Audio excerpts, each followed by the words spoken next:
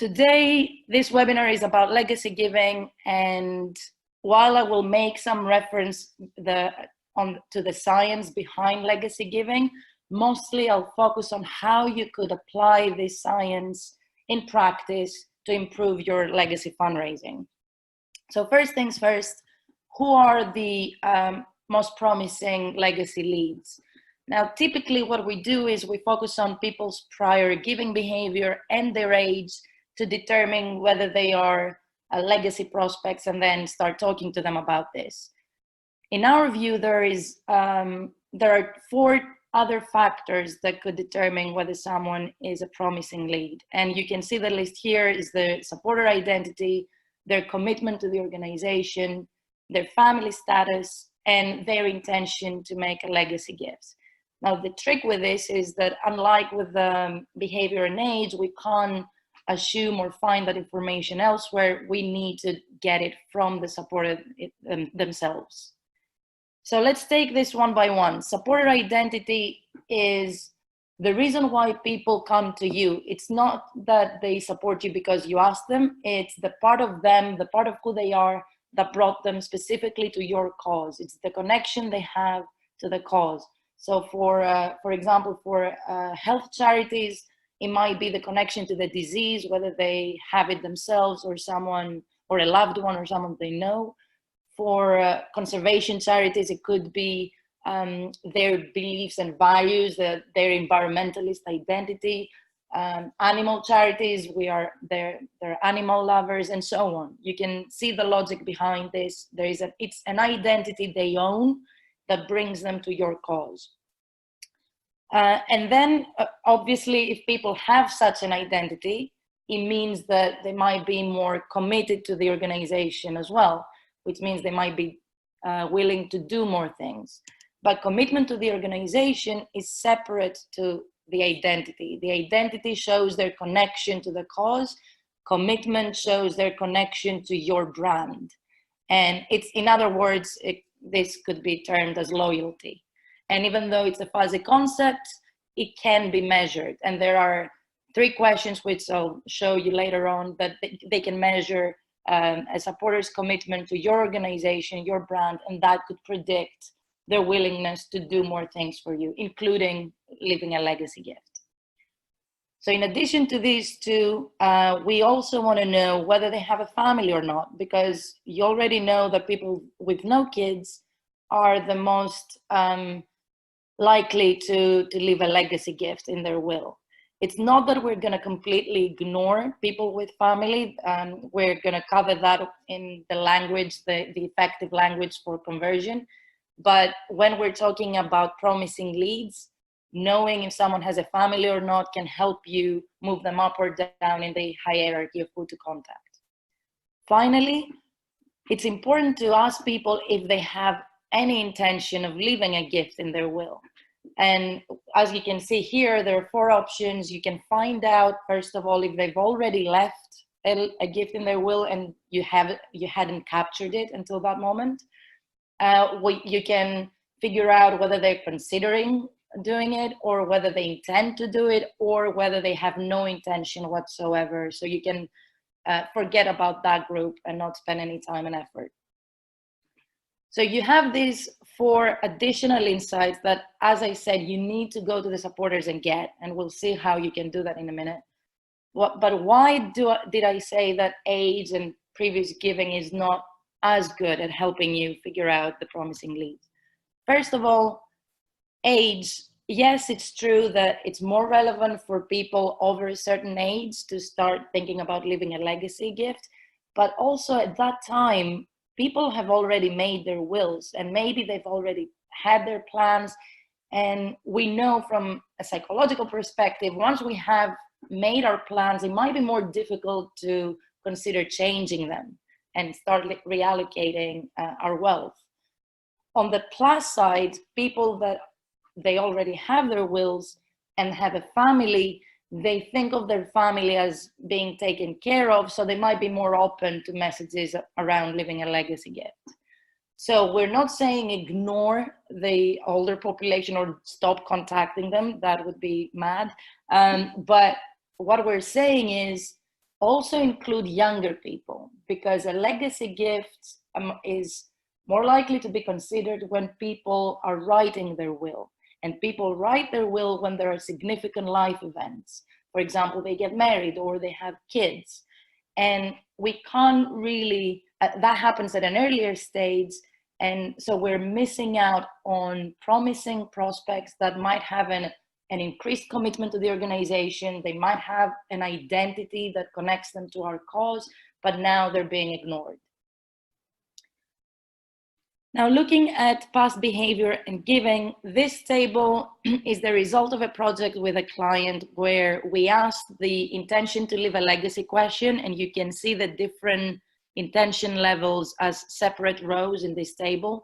And it goes from the first row, I have left a gift in my will, down to something, this is something I intend to do. The third row, this is something I consider doing. And the last one, I will never leave a legacy gift. The next column shows how many people from that client, how many supporters of that client belong to each group. The following table shows their commitment score, and that goes from a 0 score up to 10, and the higher it is, the higher the commitment. And the last 3 columns show their past giving behavior. Now, what's interesting to notice here is, if you look at the bottom 2 rows, people who consider leaving a legacy gift and those that never intend to do that, and you look at their giving behavior, there isn't much difference there. So if you just rely on how much they've given in the past or how frequently they've given in the past, you don't have anything that will help you distinguish people that are promising legacy leads from those that aren't. But on the contrary, if you look at their commitment score, there is a huge difference between the 2 groups. Those that don't intend leaving a legacy have a score of 7, while those who consider doing it have a score of almost 9. So that immediately helps you distinguish who is a promising lead. And what's more, when you combine the 2 pieces of information, the intention to leave a legacy and commitment score, you can further distinguish people that are promising within each consideration group. So there are 2 ways of thinking around this. As long as you have this insight, you can inform your strategy.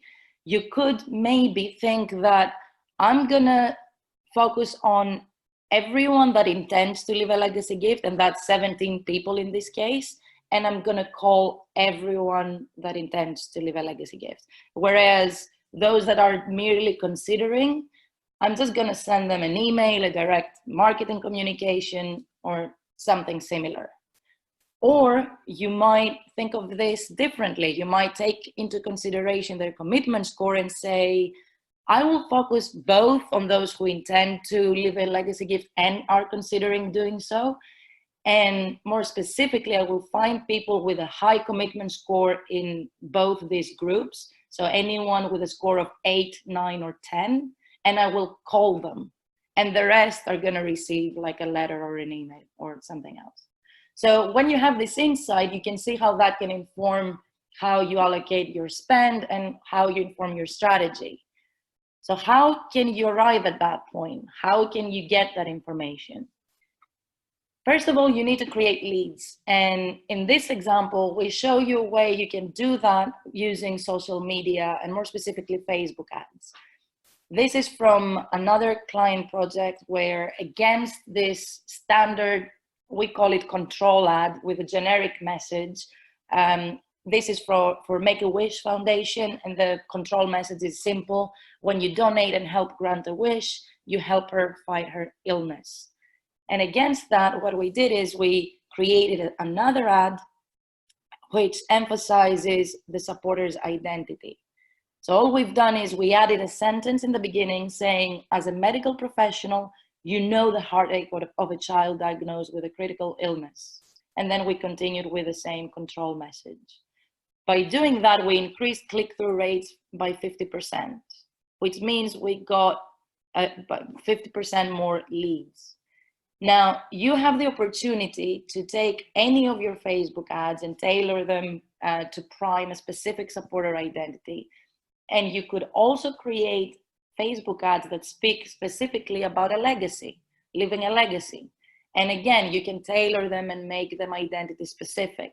And that will immediately increase the number of people who engage with that ad. So at that point, at this point, you've created more leads.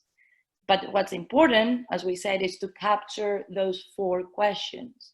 So what you could do next is, after people click on the ad, they can fill in a mini survey that asks the 4 questions. The first one, which is the supporter identity, will be tailored to the specific cause, obviously.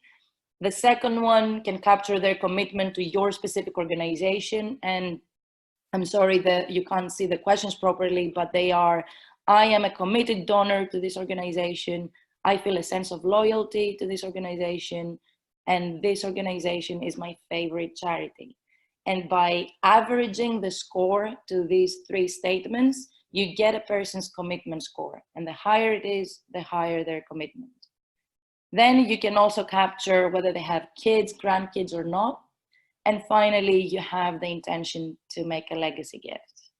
Now, questions 2 and 4, as we explained before, can be used to help you identify what your most promising legacy prospects are. The people who belong to the intent or consideration group, and those who have high commitment. But okay, so you've identified your leads, you know who to call or who to send a letter to. What do you say in the conversation? What do you write in that letter? There is lots of insights from behavioral science around the factors that affect legacy giving and conversion more specifically. Now, 2 of them are already present here: supporter identity and whether they have a family. So these are the top 2 factors shown on this slide. People with family, we need to make sure that we also prioritize their family, and we say that explicitly. We don't want you to ignore your kids and leave a legacy gift to us. We want you to take care of your family needs first, and also, would you consider leaving a legacy gift?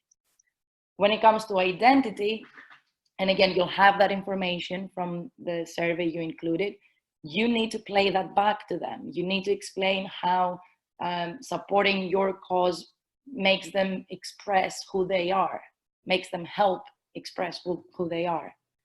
In addition to those 2 factors, there are additional things that make people leave a legacy gift. More importantly, the need to live on. Everyone wants to leave something behind. We don't like to think that when we disappear, everything that had to do with us disappears. Of course, the most usual way that we satisfy this need is by having kids. And that's why this motive might be more important for people with no kids.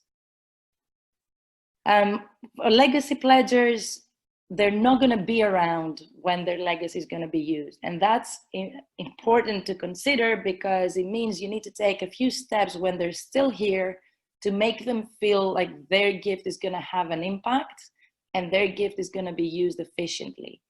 Legacy pledgers need to have increased trust in the organization about how it is run, how the money is used, transparency, all that, in order to trust you with their gift, exactly because they're not going to be around when you use it.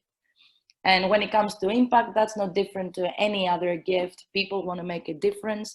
In this case, we need to be explicit about how legacy gifts are used and what impact they have on the cause.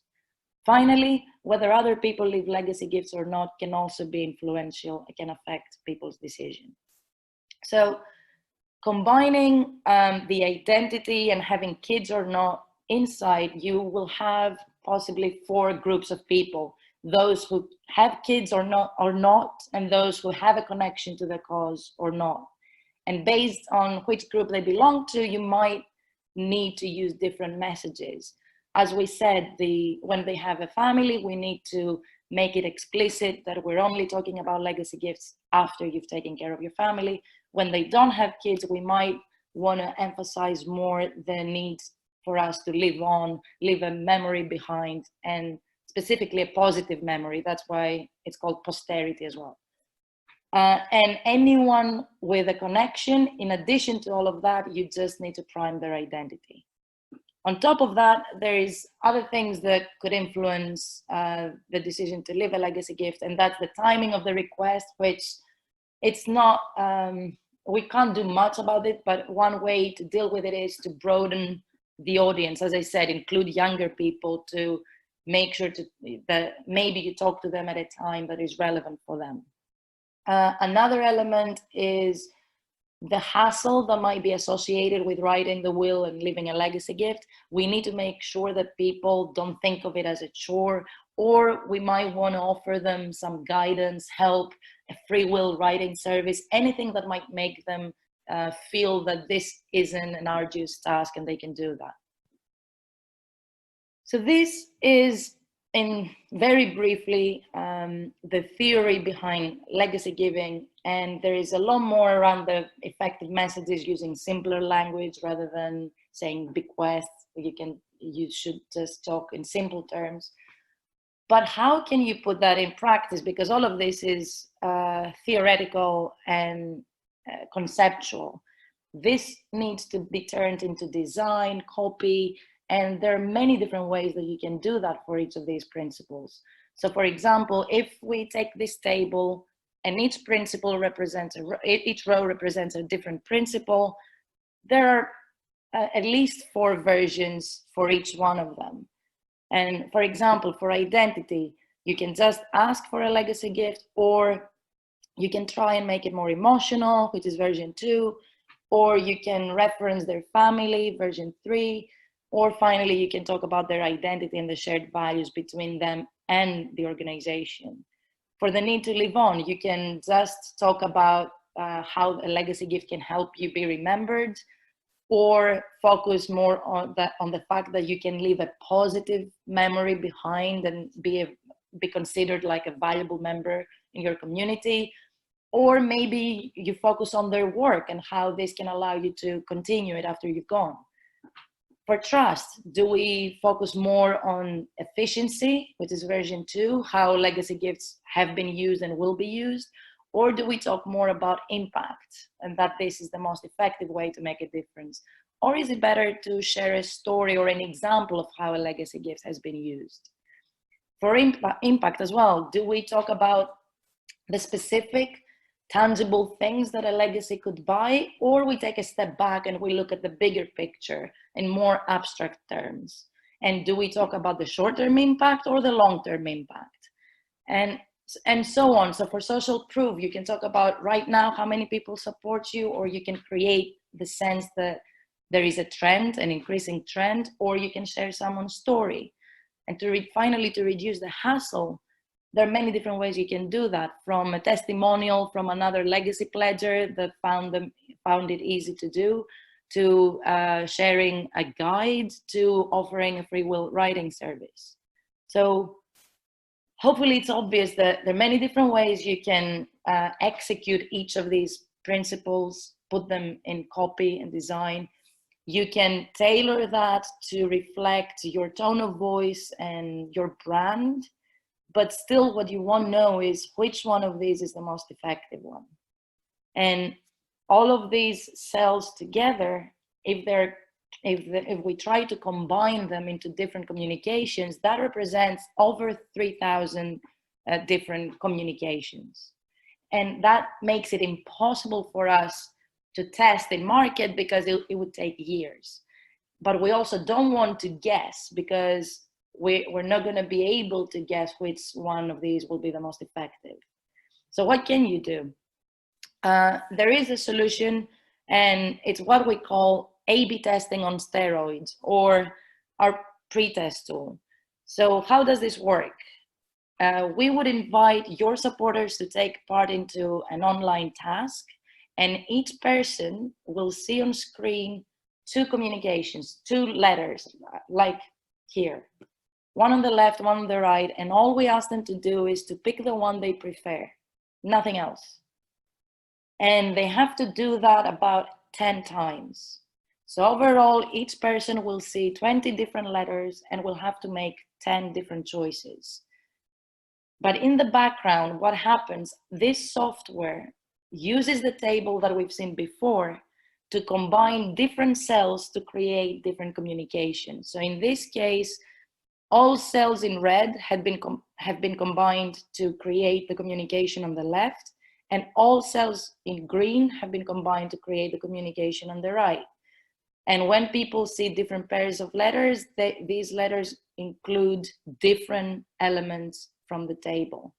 So at the end, we'll be able to test all of these cells in the space of 6 weeks using about 300, 400 people. And the way we ask them, what we ask them to do is just to pick the letter they prefer. And that reflects how people make choices in real life too. Because we don't ask them to rate each cell and tell us from a 0 to 10 scale how much you prefer that, because that wouldn't give us valid answers. So people make selections. In the background, statistical analysis are run. And by the end of this task, we know 2 things. The first is which message in each row is the most effective. So for each principle, what is the most effective copy? And that means that now when you write a letter, you can look at your principles and you can say, okay, for the need to live on, it's more effective if I focus on the work on the fact that they're going to continue their work and make sure their values live on. But the second thing we'll know is the relative importance of each principle when it comes to legacy ask.